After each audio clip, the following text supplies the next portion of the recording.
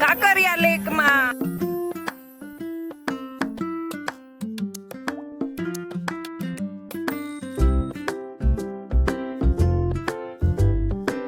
Hello friends, welcome back to my channel. Jakshu સૂઈને ઉઠી ગયો છે તો અમે વિચાર્યું કે ચાલો આપણી પાસે ટાઈમ છે તો થોડી વાર બહાર જઈ આવીએ. આમ તો અમદાવાદમાં ઘણી ફરવાલાયક જગ્યા છે, પરંતુ એમાંની એક મોસ્ટ ફેમસ જગ્યા પર આપણે જઈ રહ્યા છીએ અને અડધો કલાકનો ટાઈમ બતાવી રહ્યા છે. તો મેં વિચાર્યું કે ચાલો નેલ પેન્ટ કરી નાખીએ. આમ તો મને બહુ ઠંડી લાગે એટલે એસીનો ઉપયોગ નથી કરતી, પરંતુ નેલ પોલિશ સૂકવવા માટે આપણે કરી લઈએ. તો આપણે પહોંચી ગયા છીએ કાંકરિયા લેક. અહીંયાની એન્ટ્રી ફીસ કરતાં તો ગાડી પાર્ક કરવાની ફીસ વધારે છે, એટલે કે ગાડી પાર્કિંગ આપણે 90 રૂપીઝમાં કર્યું છે અને હવે ત્યાંથી અંદર જઈએ. મેં હમણાં આવતાની સાથે જ રસ્તામાં જ ટિકિટ બુક કરી લીધી હતી, એટલે કે ઓનલાઈન ટિકિટ બુક કરવાની ફેસિલિટી પણ અવેલેબલ છે, એટલે આપણે અહીંયા ટિકિટ બુક કરવા માટે લાઇનમાં ઊભું નથી રહેવું પડ્યું. 5 થી 12 વર્ષના બાળકો માટે 5 રૂપિયા છે અને 12 વર્ષ કરતાં ઉપરના વ્યક્તિઓ માટે 10 રૂપિયા ટિકિટ છે. અહીંયા આપણે બાલવાટિકાની પણ સફર કરીશું. જો તમે માત્ર બાલવાટિકામાં જવા માંગતા હોય તો ડાયરેક્ટલી ગેટ નંબર 5 પાસે ગાડી પાર્ક કરીને અંદર આવી જશો તો ડાબી બાજુ જ બાલવાટિકા છે અને બાલવાટિકાની ફીસ છે 50 રૂપિયા. હમણાં જ રિસેન્ટલી નવું આ ઝોન ક્રિએટ કરવામાં આવ્યું છે અને ત્યાંથી આપણે આવી ગયા છે ડાયનો પાર્કમાં, જે છે બાલવાટિકાની અંદર જ. તેનો એક્સપિરિયન્સ કરવા જેવો છે.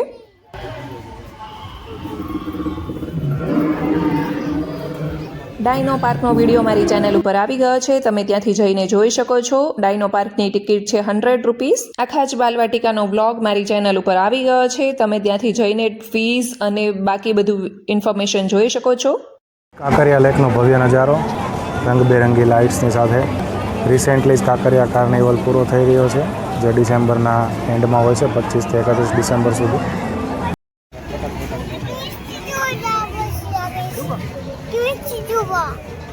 ક્રિસમસ ટ્રી જોવા નહીં દીધો, બાલવાટિકા કાર્નિવલ છે અહીંયા. બહાર બેસવાની પણ કંઈક એક અલગ જ મજા છે. રંગબેરંગી લાઇટ્સનો નજારો છે. શું ત્યાંથી કરાવું છે? તો શું ખાજો? તું ક્યાં આવ્યો છો, તને ખબર છે? હે, કાંકરિયા લેકમાં. વાવ, કાંકરિયા લેક, વાવ. અમદાવાદનું કાંકરિયા એ કંઈ જેવી તેવી વસ્તુ નથી. અહીંયા ઘણા બધા મૂવીના શૂટિંગ પણ થયા છે અને ફી માત્ર 10 રૂપિયા છે, એટલે કોઈ પણ વ્યક્તિ અહીંયા આવી શકે. મિડલ ક્લાસ કે લોઅર મિડલ ક્લાસ કોઈ પણ વ્યક્તિ આવી શકે. અહીંયા બાજુમાં તમે ટ્રેનનો પાથ જોઈ શકો છો. ત્યાંથી એક ટ્રેન પસાર થતી હોય છે. જો તમે એની અંદર બેસીને આખા લેકની ફરતે એક રાઉન્ડ લગાવવા માંગતા હોય તો એક રાઉન્ડ પણ લગાવી શકો છો. તો આ ગઈ है हमारी दाबेली. इसके बाद और भी कुछ खाएंगे और फिर देखते हैं यहाँ पे घूमते हैं या फिर बाहर जाते हैं. અહીંયા બહુ જ બધા ફૂડ સ્ટોલ છે, એટલે તમે જે ખાવા માંગો એ બધું જ તમને અહીંયાથી મળી જશે. આમ તો અમે લોકો વિચારતા હતા કે બહાર જઈને ખાઈશું, પરંતુ વિચાર્યું કે અહીંયા ફૂડ સ્ટોલ છે તો થોડું ચટર-પટર કરતા જઈએ. સુપ પીના હે, અભી આયેગા. આપણે મંગાવી લીધી છે સેવ પૂરી. કયો ગીત વાગે? કયો ગીત? સોંગ વાગી રહ્યા છે બહારની સાઈડ, તો બહુ જ મજા આવી રહી છે.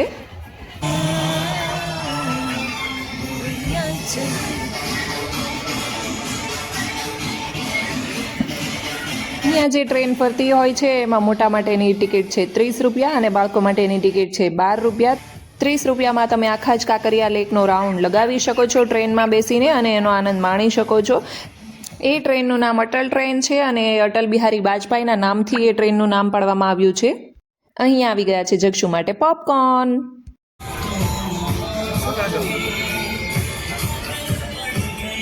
શું ખાશો જક્ષુ?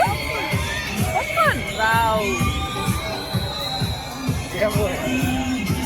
જો તમે દિવસે આવ્યા હોય તો તમને અહીંયા કાંકરિયા લેકમાં સામેની સાઈડ પર નગીનાવાડીનો નજારો તમે માણી શકશો, પરંતુ આપણે રાત્રે આવ્યા હતા એટલે આપણે કલરફુલ લાઇટ્સનો નજારો એન્જોય કર્યો છે. ધીમે ધીમે સાંજ પડતાની સાથે જ બહુ જ ઠંડો પવન આવી રહ્યો હતો, એટલે જક્ષુને તો સ્વેટર પહેરાવી દીધું છે, પરંતુ મેં જે ઇયર મફ આવે છે એ પહેરાવી લીધા છે. આ સામેના ભાગમાં જે એડવેન્ચર વર્લ્ડ છે, જેમાં અલગ અલગ બધી રાઇડ્સ છે, ચકડોળ ને એ રીતના. કાંકરિયામાં એક પ્રાણી સંગ્રહાલય પણ છે, જેની ટિકિટ છે 50 રૂપીસ, પરંતુ આપણે તો બધી જગ્યા પર પ્રાણી સંગ્રહાલય હોય છે ત્યાં જઈ જ આવ્યા છીએ, એટલે અમે અહીંયા જવાનું સ્કીપ કર્યું છે. जक्षु ने एक यहाँ पे और फ्रेंड बना लिया है. જક્ષુને એના ફ્રેન્ડની જોડે બહુ જ મજા આવી રહી હતી, પરંતુ હવે લેટ થઈ ગયું છે એટલે હવે બહારની સાઈડ નીકળીએ.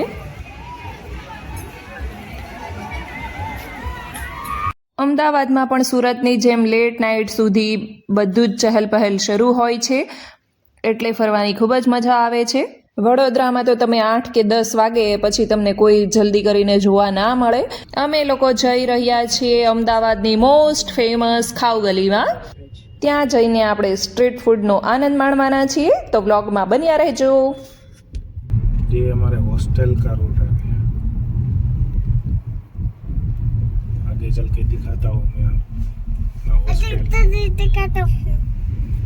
મારા હસબન્ડ અમદાવાદમાં જ ભણ્યા છે, એટલે એની હોસ્ટેલ હમણાં રસ્તામાં જ આવશે, એટલે આપણે આગળ હોસ્ટેલ જોતા જઈશું. ये वाली एसपी हॉस्टल गुलबाई टेकरा. આમ તો અમદાવાદમાં ઘણી ખાઉગલી છે, એમાંની મોસ્ટ ફેમસ છે માણેક ચોકની. અમે લાસ્ટ ટાઈમ આવ્યા ત્યારે માણેક ચોકની ખાઉગલીમાં ગયા હતા. વૃષભ જે કોલેજમાં ભણ્યા એટલે કે LD, એનો ગેટ અહીંયા દેખાઈ રહ્યો છે, એટલે કે આ તો હોસ્ટેલનો ગેટ છે, પરંતુ જે કોલેજનો મેઇન ગેટ છે એ બીજી સાઈડ છે. ઘણા સિટી એવા હોય છે કે જ્યાં આપણે અત્યારે ના રહેતા હોઈએ, પરંતુ કોલેજ જ્યાંથી કરી હોય, સ્કૂલિંગ જ્યાંથી કર્યું હોય, બાળપણ જ્યાં વીત્યું હોય, ત્યાં જઈએ ત્યારે ઘણી બધી મેમરીઝ પાછી તાજી થઈ જતી હોય છે. કોનો હેપી બર્થડે છે ચક્ષુ? ચક્ષુનો બર્થડે તો હજી વાર છે.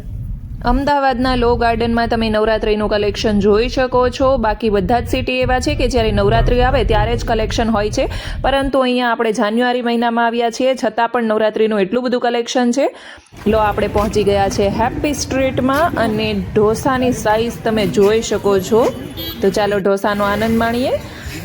અહીંયા એટલી સુંદર સુંદર રાધા કૃષ્ણની પેઇન્ટિંગ હતી કે લેવાનું મન જ થઈ જાય.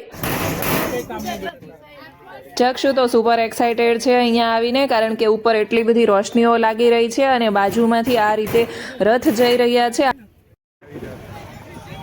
એને જોઈને બે જ વસ્તુ યાદ આવે, યા તો ક્રિસમસ અને યા તો વેડિંગ સિઝન. તો ચાલો આપણી ફ્રેન્કી પણ આવી ગઈ છે. ઢોસા, ફ્રેન્કી, આલુ પરાઠા એ બધું જ ખાઈ લીધું છે.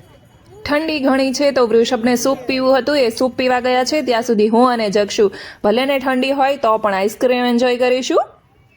અહીંયા પાછળની સાઈડ લો ગાર્ડન છે અને બાજુમાં એક સ્ટ્રીટ પણ છે, જેનો વિડીયો ટૂંક સમયમાં આપણી ચેનલ ઉપર આવી જશે. તો ચાલો ફટાફટ આઈસ્ક્રીમ એન્જોય કરીએ. જો તમને મારો વિડીયો ગમ્યો હોય તો લાઈક કરી દેજો. મારી ચેનલ ઉપર નવા હોય તો સબસ્ક્રાઈબ કરવાનું ભૂલતા નહીં. Thank you for watching. Bye, good night, જય શ્રી કૃષ્ણ એન્ડ જય સ્વામિનારાયણ.